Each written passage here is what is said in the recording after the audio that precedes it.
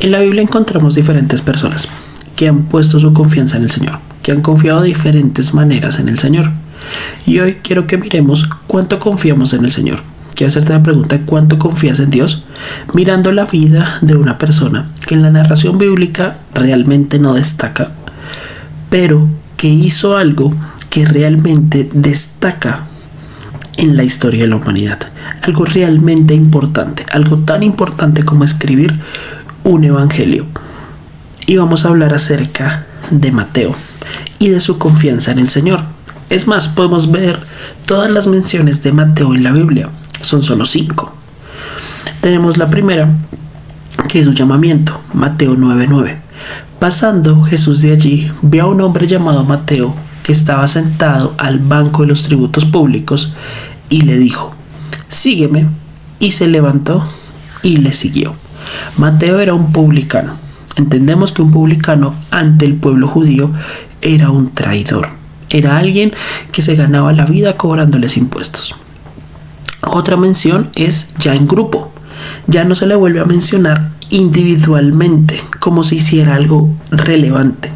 Mateo 10:3 lo menciona dentro del listado de los apóstoles: Felipe, Bartolomé, Tomás, Mateo el publicano, haciendo énfasis en que era un publicano, Jacobo, hijo de Alfeo, Lebeo, por sobrenombre Tadeo. Marcos 3:18 vuelve a mencionar a Mateo, pero lo vuelve a mencionar otra vez en un grupo: Andrés, a Felipe, a Bartolomé, Mateo, Tomás, Jacobo, hijo de Alfeo, Tadeo y Simón el cananista. Luego lo volvemos a encontrar en Lucas 6:15: Mateo, Tomás, Jacobo el hijo de Alfeo, Simón llamado Celote. Y luego en Hechos 1:13 nuevamente como parte del grupo. Y entrando subieron al aposento alto donde moraba Pedro y Jacobo, Juan, Andrés, Felipe, Tomás, Bartolomé, Mateo, Jacobo, hijo de Alfeo, Simón el Celote y Judas, hermano de Jacobo. Ya, ahí terminamos todas las menciones bíblicas de Mateo. Históricamente, y tenemos otras referencias donde podemos estudiar más acerca de la vida de Mateo, pero quiero centrarme en esto. En la Biblia no se menciona más. Él escribe la narración del evangelio, cuenta la historia de Jesús mostrándolo como el rey de los judíos, como el Mesías, y cuenta la narración desde este punto. Siendo judío publicano, escribe a sus hermanos que tal vez lo odiaban muchísimo por el hecho de ser publicano. También es el que nos da detalles de que era publicano. En los otros evangelios no se menciona ese detalle. Pero entonces hay que entender algo curioso. Nosotros, por lo general, cuando vemos a los discípulos, sabemos que son personas comunes y corrientes de diferentes profesiones, revolucionarios, pescadores, de diferentes profesiones. Pero cada uno de ellos tomó una decisión de confiar en Cristo, de confiar en el Señor. Y no era una decisión fácil, pero Mateo, según la narración bíblica, lo hizo así. Jesús pasó por ahí, lo vio. Él tal vez ya había escuchado acerca de Jesús o solamente ese día lo conocía. Y Jesús le dijo: sígueme. Y Mateo dejó lo que estaba haciendo y le siguió. Porque esto es tan diferente. Porque vemos que a muchas personas Jesús los llamó a seguirlo y muchísimas le sacaron excusas. Vayamos a Lucas capítulo 9, desde el versículo 57. Yendo ellos, uno le dijo en el camino: Señor, te seguiré donde quiera que vayas. Y le dijo Jesús: las zorras tienen guaridas y las aves de los cielos nidos, mas el Hijo del Hombre no tiene donde recostar su cabeza. Y dijo a otro: sígueme. Sí, es la misma invitación que le hizo a Mateo. Pero este le respondió: Señor, deja que primero vaya y entierre a mi padre. Jesús le dijo: deja que los muertos entierren a los muertos, y tú ve y anuncia el reino de Dios. Algo que Mateo hizo. Ahora, 61. Entonces también dijo a otro: te seguiré, Señor, pero déjame que me despida primero de los que están en mi casa. Y Jesús le dijo: ninguno que poniendo su mano en el arado mira hacia atrás es apto para el reino de los cielos. Aquí notamos la mayor diferencia entre un seguidor y un discípulo. Para el discípulo, lo más importante es el reino de los cielos. Lo más importante es Cristo.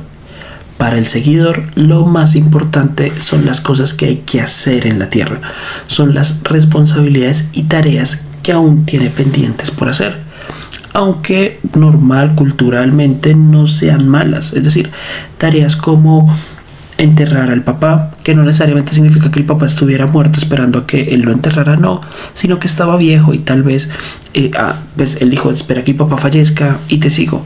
La otra persona: déjame que me espíe a los que están en mi casa. Eso no está mal, son responsabilidades que tenemos como personas en este mundo.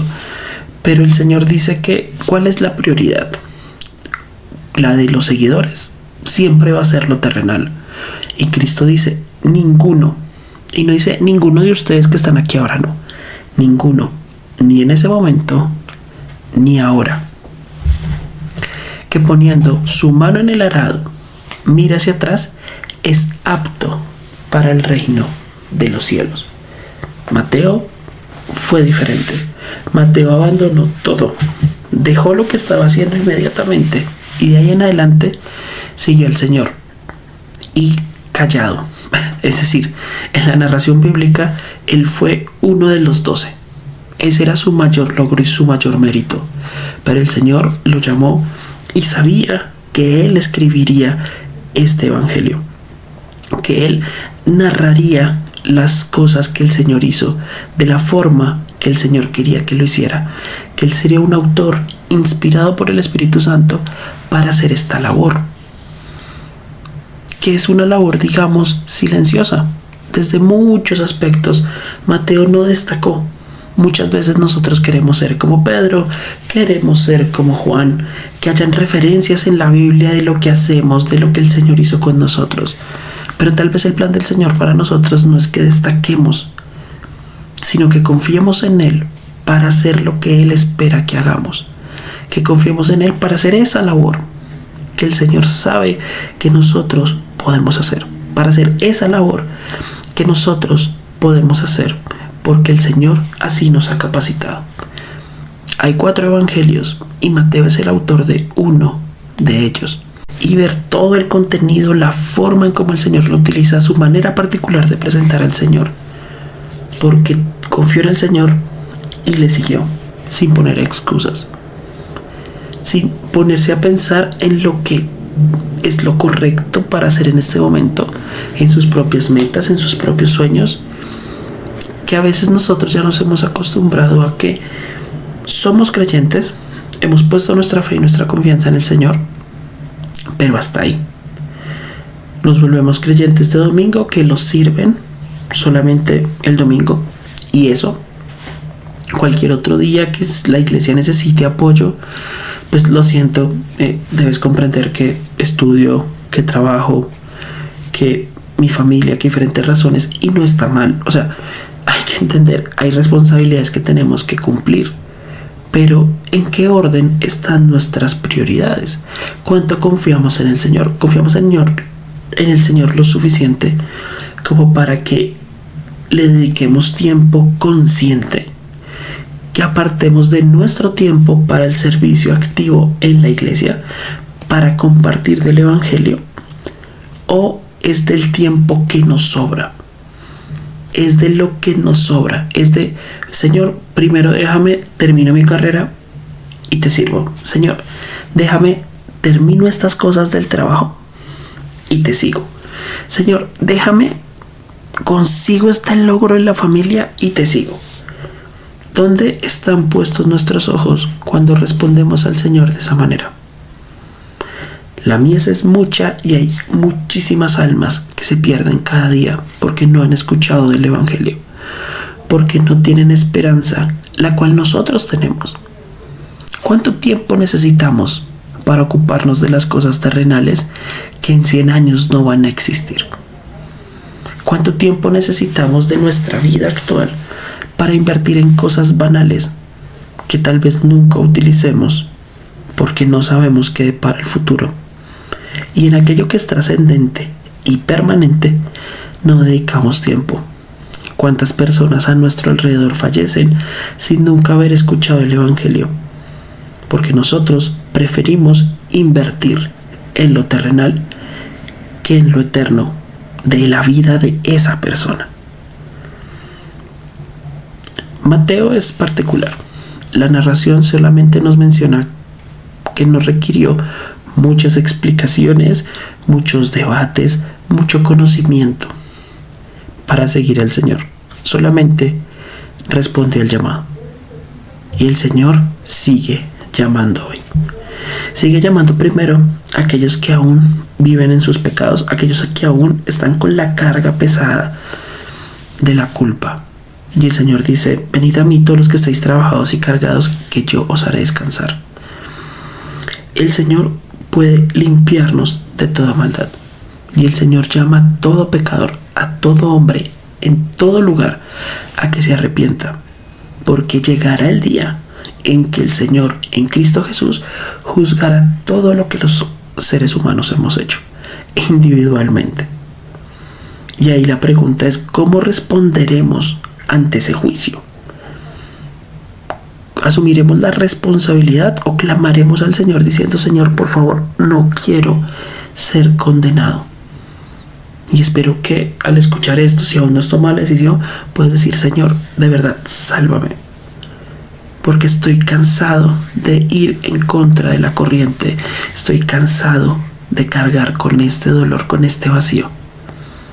Perdona mis pecados, lléname de tu palabra y ayúdame a vivir una vida que te agrade pensando en el futuro. Quítame la preocupación por la muerte y dame la esperanza de la vida eterna. Es arrepentirse y creer que es una sola acción realmente.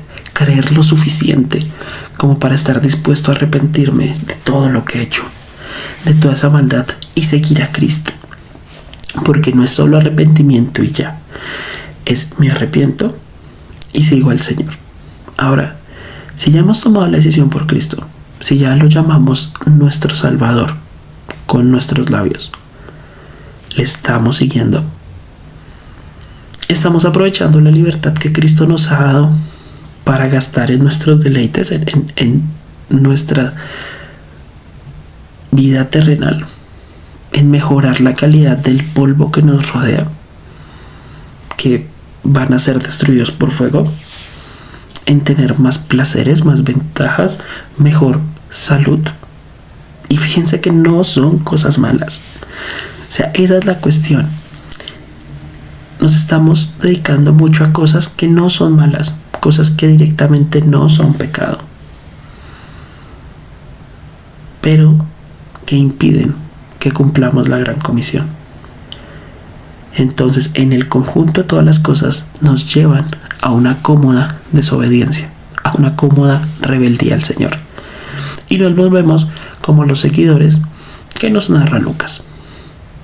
¿Cuál es la diferencia entre nosotros y los apóstoles? La respuesta al llamado. Tal vez no destaquemos en nada, pero con una obra, una sola obra, que el Señor permita que hagamos, tal vez el impacto que tenga trascienda mucho más allá y trascenderá a la eternidad. Así que el Señor nos llama y nos pide que le sigamos. ¿Cuánto confiamos en el Señor? Lo suficiente para seguirle de verdad.